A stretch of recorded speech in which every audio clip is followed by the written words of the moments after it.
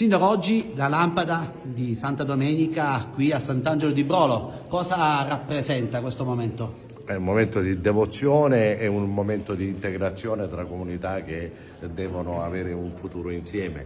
È il collega di campagna che me la consegna e noi subito dopo la consegneremo a chi verrà dopo. Resterà qui per qualche tempo quindi la lampada? Certamente resterà allocata nella chiesa madre di Santa Maria fino a quando sarà organizzata la successiva peregrinazione. Questo è per statuto è così.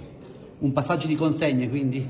Sì, con molto piacere da campagna a Sant'Angelo di Brolo, accolti da questa splendida comunità che dà auspicio di continuazione e di grande collaborazione e fattività per un marketing, diciamo, culturale e religioso che possa vedere veramente protagonisti nel 2025. Una rete che unisce tanti comuni? Sì, tanti comuni, territori diversi ma accomunati dal culto di Santa Domenica di Tropea, una rete che rappresenta, come dicevo prima, una popolazione di circa 33.000 persone, quindi speriamo di diventare sempre ancora più forti. Cosa rappresenta Santa Domenica per lei?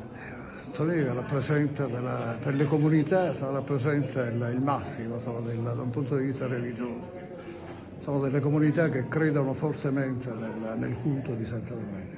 Sindaco, invitiamo tutti a venire a Sant'Angelo di Brolo, intanto perché la lampada, come dicevamo, resterà qui per qualche giorno. Dove sarà custodita? No, per più giorni sarà custodita nella chiesa madre di Santa Maria, accanto alla statua di Santa Domenica, ovviamente.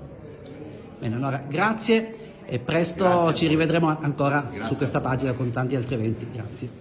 Intanto una chiusura, una rete che cresce quindi.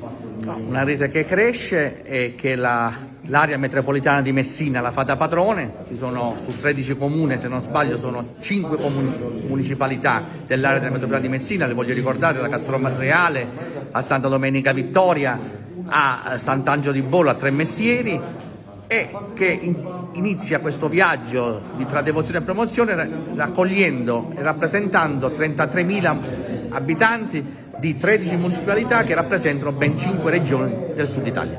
Grazie, e allora ci daremo appuntamento con il nuovo anno, ci sarà forse anche un giubileo dedicato a Santa Ma sì, Domenica. quest'anno giubilare, che siamo tutti invitati da Papa Francesco ad essere pellegrini di speranza, noi invece di farlo da San Pietro, dove l'abbiamo fatto, come ben hai ascoltato, il 13 marzo del 2024, ho proposto e accettato dall'Assemblea dei sindaci presenti di farlo nella capitale del culto di Santa Domenica, che è Tropea, vicino a Capo Vaticano, dove Santa Domenica è nata, dove nella cattedrale vengono conservati i resti. Ecco, non solo le municipalità, non solo i parroci, ma le comunità, il popolo devozionale di Santa Domenica che vuole partecipare, lì si incontrerà e farà questo giubileo nel nome di Santa Domenica, sotto il tema e il motto Pellegrini di Speranza. Grazie. Grazie a te, grazie per la tua... Buon anno.